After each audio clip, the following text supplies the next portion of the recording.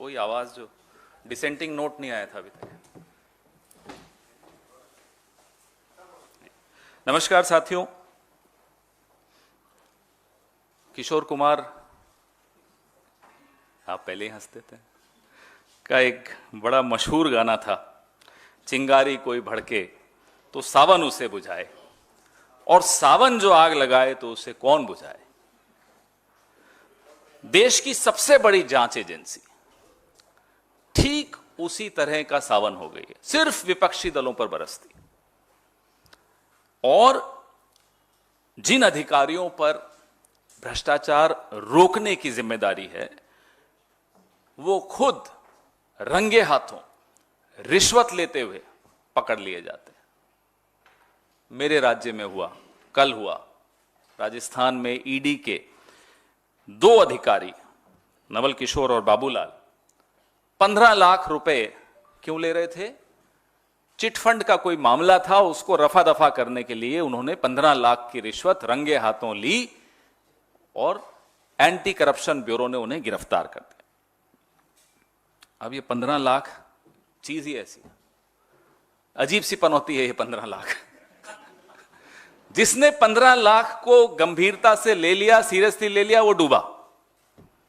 अब बेचारे 2 अधिकारियों ने भी 15 लाख, और मान लो हमारे मोदी जी ने 15 लाख सच में दे दिए होते लोगों के खातों में, तो ये हमारे जो नवल किशोर जी हैं और बाबूलाल जी हैं शायद नहीं फंसते, कल बच जाते।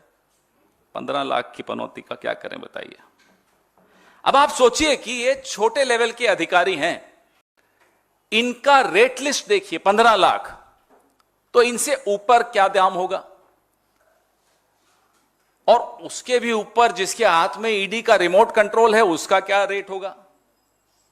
कहीं ना कहीं तो रिमोट है ना ईडी का, हमें भी मालूम है कहां है, आपको भी मालूम है कहां है।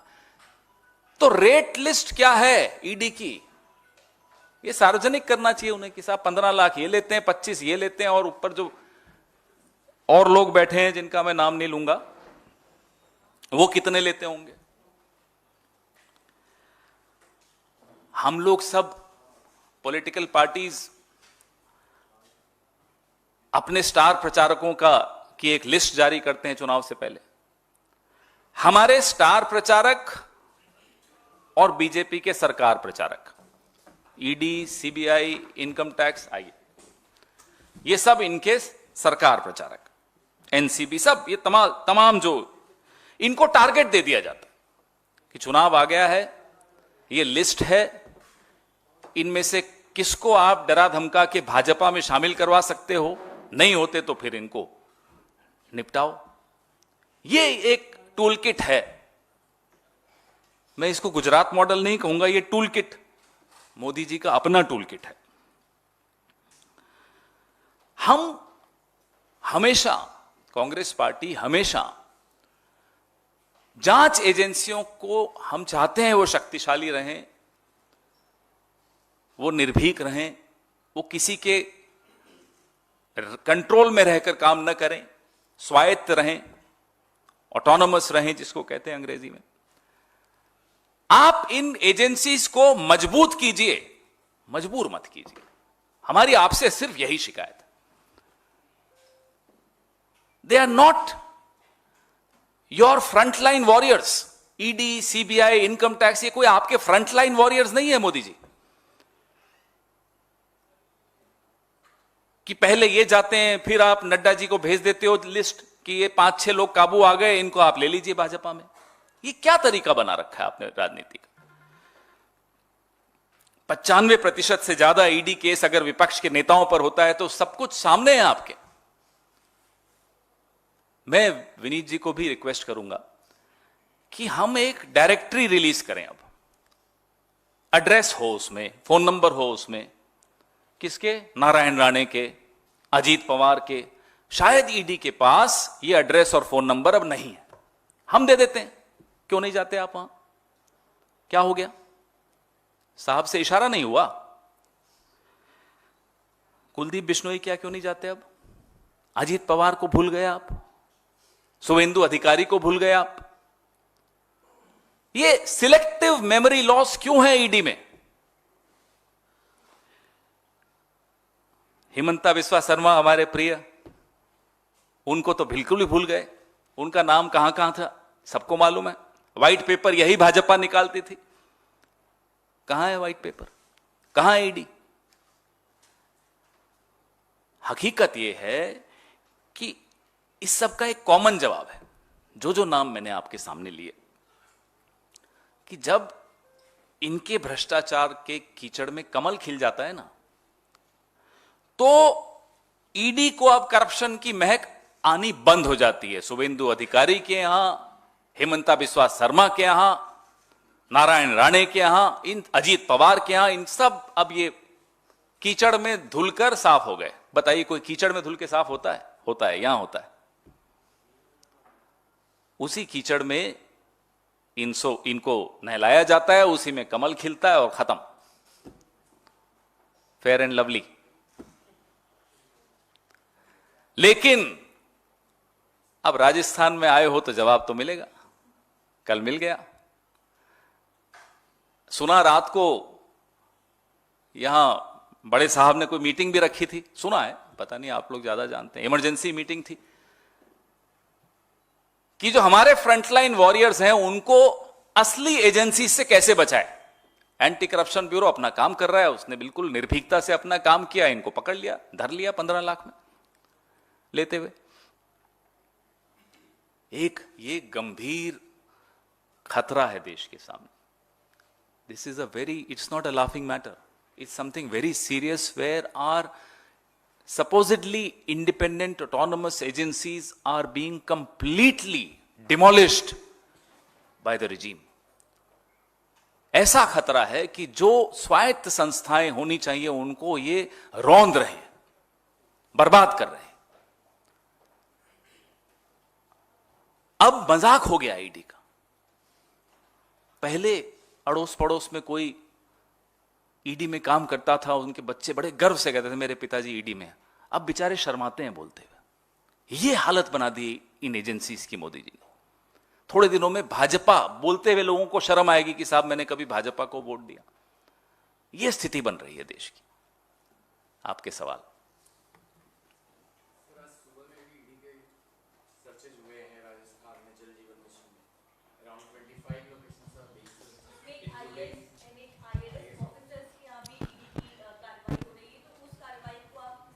क्योंकि मैं इसमें ऐड ऑन कर रही हूँ। और इसके अलावा आपके एक मंत्री हैं महेश जोशी, उनके ओएसडी के यहाँ भी ईडी की एक बार फिर से कार्रवाई हुई है, पहले भी हो चुकी है, तो उस कार्रवाई को आप किस तरह देखते हैं सर? जैसा मैंने आपको कहा, 5 राज्यों में चुनाव हैं, 2 में कांग्रेस है। इन 5 राज्यों को भी चलिए अलग कर दीजिए। हिमाचल में थोड़े वक्त पहले ही चुनाव हुए थे, गुजरात में हुए थे। आपने देखा कि ईडी गुजरात के किसी मंत्री के यहां रेड डालने गई हो? रूलिंग पार्टी पिछले 20-25 सालों से, 27 सालों से रूलिंग पार्टी है, नहीं गई। क्यों नहीं गई? हिमाचल में भारतीय जनता पार्टी की सरकार थी, अभी हाल ही तक चुनाव थे।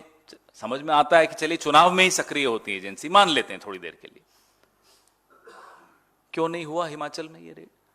सब कुछ सामने है कि जहां कांग्रेस का शासन है, जहां गैर भाजपा का शासन है और वो पार्टी इनके काबू नहीं आ रही, वहां ये लोग रेड डालने अपने फ्रंटलाइन वॉरियर्स को भेज देते हैं, डराने धमकाने।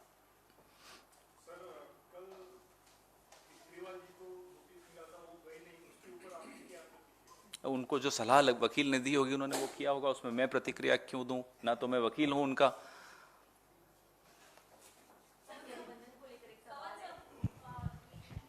आपने मास्क पहना हुआ है सर, पोल्यूशन बहुत ज़्यादा है ना। एक क्वेश्चन उस पर भी है लेकिन वो बाद में।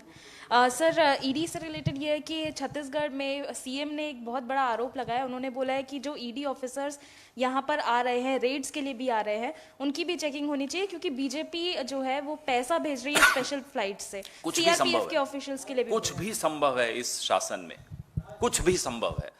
जो हमको लगता था कि हिंदी पिक्चरों में या दक्षिण भारत की पिक्चरों में देख के हम अचंभित हो जाते थे कि एक पिक्चरें अजीब सी बना रहे हैं, ये समाज में कभी होता है, लेकिन ये होने लग गया है, ये हो रहा है।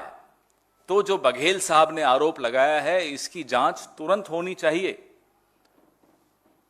हवाई जहाज क्यों नहीं चेक होते जिसमें ये लोग जाते हैं? मुझे याद आता है आज से 10 साल पहले शीला जी के साथ हम किसी प्रचार में बिहार के चुनाव में गए, 10-15 साल पहले। हेलीकॉप्टर को ऐसे जांचते हैं चुनाव आयोग वाले, बैग पर्स, मुख्यमंत्री हो कोई हो, सबके जांच होती थी। लेकिन यहां तो अभी अजीब सी स्थिति है। एक प्रदेश का मुख्यमंत्री इतना गंभीर आरोप लगा रहा है, तुरंत इनको बघेल साहब के इस आरोप पे कार्रवाई करनी चाहिए। पवन जी, अभी आपने आरोप लगाया कि ईडी की सारी कार्रवाइयां जो है कांग्रेस शासित राज्यों में होती हैं। उसी क्रम में आज छत्तीसगढ़ में भी 2 व्यापारियों के यहाँ ईडी की छापेमारी अभी चल रही है। उसकी जानकारी मुझे अभी नहीं है, लेकिन यह भरोसा कर लीजिए कि भाजपा से संबंधित नहीं होगा। वहां आंख मूंद लेते हैं, बुरा ना देखो, बुरा ना सुनो, वो वाली मुद्रा में आ जाते हैं। दिल्ली में सरकार के कामकाज को आपने देखा है नजदीक से। जो दमघोटू हवा है दिल्ली में, जो सांस जिंदगी छीन रही है, लेकिन केजरीवाल साहब मध्य प्रदेश में कहते हैं कि जो दिल्ली की जनता ने करिश्मा कर दिखाया आम आदमी पार्टी के लिए और पंजाब की जनता ने, वो मध्य प्रदेश की जनता से मैं अपील करता हूं कि करिए। तो ये करिश्मा है दिल्ली की। चुनाव प्रचार में कौन कितना क्या बोलता है वो आपको भी मालूम है, मुझे भी मालूम है, लेकिन इतनी गंभीर समस्या है कि वो नरेंद्र मोदी जी हों या दिल्ली के मुख्यमंत्री हों, आपातकालीन बैठक इनको बुलानी चाहिए। इस पे तुरंत कुछ प्रभावी कदम उठाने चाहिए। इसमें राजनीति का कोई स्थान नहीं है कि साहब मेरी कमीज, अब तो कमीज सफेद रहती नहीं है दिल्ली में, तो ये भी नहीं कह सकते मेरी कमीज तुम्हारी कमीज से सफेद कैसे। हमने वो दौर देखा था जब 1 घंटे में सफेद कमीज काली हो जाती थी दिल्ली में की सड़कों पर। शीला दीक्षित जी मुख्यमंत्री थी, प्रभावी कदम उठाए गए और उस वक्त के विपक्ष ने भी काफी साथ दिया, ऐसा नहीं है कि नहीं दिया। हम सब साथ देने को तैयार हैं। आप लोग बैठिए, शुरू तो करिए, कोई प्रभावी कदम उठाने की दिशा में कुछ तो करिए। यही हमारी उनसे आग्रह है। सर, बिहार के मुख्यमंत्री नीतीश कुमार जो आपके गठबंधन में हैं, उन्होंने कहा कि कांग्रेस पार्टी तवज्जो नहीं दे रही है गठबंधन का। कांग्रेस तो 5 राज्यों के चुनाव में व्यस्त है, लेकिन गठबंधन में कोई बात नहीं हो पाई। नहीं, अगर उनको ऐसा है तो कल बात हो ही गई, जवाब दे ही चुके हैं। उसमें बार बार क्यों रिपीट क्यों करवाते हो? कुछ भी पूछना अभी पूछ लीजिए, फिर फ्लाइट लेनी है तो भागना है।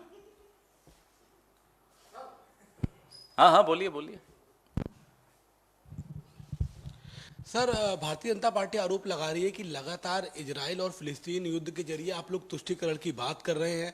पैलेस्टीन और हमास का समर्थन करने को आप तैयार हैं। कांग्रेस पार्टी सिर्फ चुनावों में फायदा लेने के लिए कर रही है। भारतीय जनता पार्टी को हम अपने तमाम स्टेटमेंट भेज देते हैं, उनको समझ में आ जाएगा। लेकिन हम ये जरूर जानते हैं कि अलग अलग तरीके से इस देश के मुद्दों से ध्यान कैसे बटाया जाए, इसकी एक training workshop Bharatiya Janata party को लेनी चाहिए।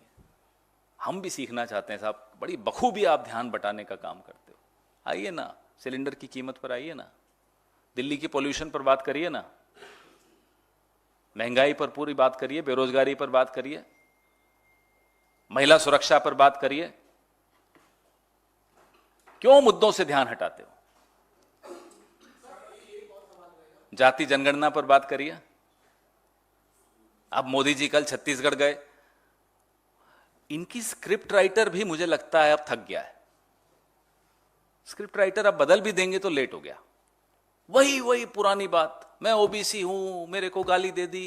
अरे आप ओबीसी हैं, आपको गाली दे दी, ये क्या मुद्दा है? ओबीसी की हमने तो आपको जाति जनगणना की मांग की, उस पर जवाब क्यों नहीं देते? ये सब सवालों से बचने का एक ही रास्ता है। लेफ्ट हाथ क्या कर रहा है उसकी तरफ आपका ध्यान नहीं जाए तो राइट हाथ से कुछ कर देंगे, आपका ध्यान यहीं रहेगा। इधर से एयरपोर्ट बेच देंगे, पोर्ट बेच देंगे। तो हमेशा राइट हाथ जो कर रहा है वो मत देखिए, लेफ्ट में क्या चल रहा है वो देखिए।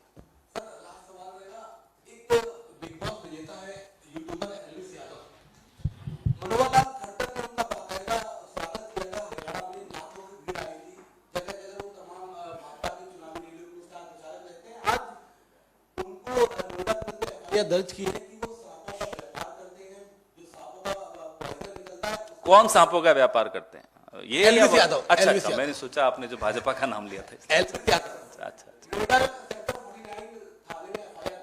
अभी मेनका गांधी ने बाकायदा कहा है कि इस पर कार्रवाई होनी चाहिए, लेकिन सर सवाल ये उठता है कि ऐसे लोग आइडिया सीएम, स्टेट के सीएम प्रॉपर रैली करते हैं, तो ये एक सवाल। वो तो आप खट्टर जी से पूछिए कि जो जहर का व्यापार करते हैं, सांपों का व्यापार करते हैं, वो उनको इतने प्रिय क्यों हैं?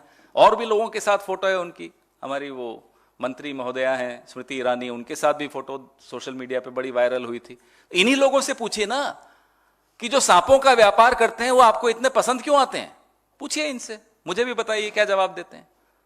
फिर आपको कहीं और ले जाएंगे, इजराइल कुछ बात करने लग जाएंगे। उनको बोलिए, इस पर भी जवाब दीजिए। Sir, one more question. Sir, as the election campaigning is going on in Telangana, now KTR has responded to all the claims which are being made by the Congress party, and he has called Revant Reddy as well as Rahul Gandhi Pappu. What is your response to that, sir? Obviously, he will do what his master's voice. His master is sitting in Delhi. So whatever the master will say, he will also repeat. But he doesn't realize all these scripts are outdated. They are gone. They should come up with new script writers. And Telangana has a very rich culture of script writing. They should just borrow from the film industry if they don't have their own script writers.